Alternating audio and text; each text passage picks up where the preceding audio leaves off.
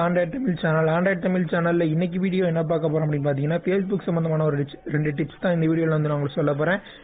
அதுக்கு முன்னாடி நீங்க ஆண்ட்ராய்ட் தமிழ் சேனலுக்கு சப்ஸ்கிரைப் பண்ணல அப்படின்னா இப்பவே கீழே இருக்க ரெட் கலர் சப்ஸ்கிரைப் பட்டனை பிரஸ் பண்ணி சப்ஸ்கிரைப் பண்ணுங்க. நம்ம தமிழ் மொழியில ஆண்ட்ராய்ட் சம்பந்தமான நிறைய நியூஸ் உங்களுக்காண்டி காத்துக்கிட்டு இருக்கு. இப்போ வந்து Facebook சம்பந்தமா என்ன டிப்ஸ் அப்படின்னு கேட்டீங்கன்னா, உங்களோட Facebook அப்ளிகேஷன் நீங்க யூஸ் பண்ற எல்லாருக்குமே தெரிஞ்சிருக்கும்.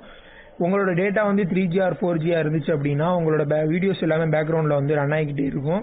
அந்த வீடியோஸ் வந்து எப்படி வந்து பேக்ரவுண்ட்ல ரன் ஆகாம பாதுகாக்கிறது அப்படிங்கறத தான் இந்த வீடியோல சொல்ல போறேன். உங்களோட வீடியோஸ் வந்து பேக்ரவுண்ட்ல ரன் ஆகுறதுனால உங்க Facebookோட பெர்ஃபார்மன்ஸ் குறையிறது மட்டும் இல்லாம உங்களோட டேட்டாவும் லாஸ் ஆகுறதுக்கு வாய்ப்பு இருக்கு.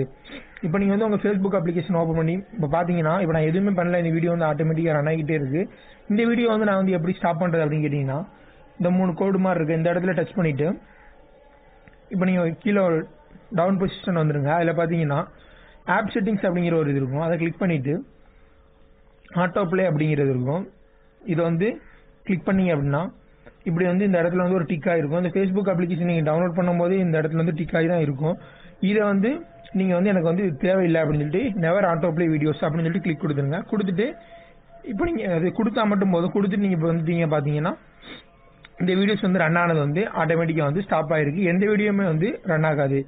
ரெண்டாவது டிப்ஸ் என்ன அப்படின்னு கேட்டீங்கன்னா, இப்போ வந்து இந்த வீடியோ இந்த ஒரு இமேஜோ ஒரு வீடியோவோ நான் வந்து Facebookல இருந்து என்னோட மெமரிக்கோ இன்டர்னல் மெமரிக்கோ இல்லை SD கார்டுக்கோ ஸ்டோர் பண்ணாமையே நான் வந்து மற்ற இதுக்கு வந்து ஷேர் பண்ணணும் அப்படின்னு கேட்டீங்கன்னா, நீங்க அந்த இமேஜ் ஜஸ்ட் கிளிக் பண்ணுங்க. கிளிக் பண்ணிட்டு இந்த ஹோம் பட்டனுக்கு இந்த சைடு இருக்க லெஃப்ட் சைடு இருக்க பட்டனை கிளிக் பண்ணீங்க அப்படின்னா இப்படி ஒரு 3 ஆப்ஷன் வரும். ஃபர்ஸ்ட் ஆப்ஷனை கிளிக் பண்ணீங்க அப்படின்னா இந்த போட்டோ வந்து உங்க SD கார்டுல வந்து சேவ் ஆயிரும்.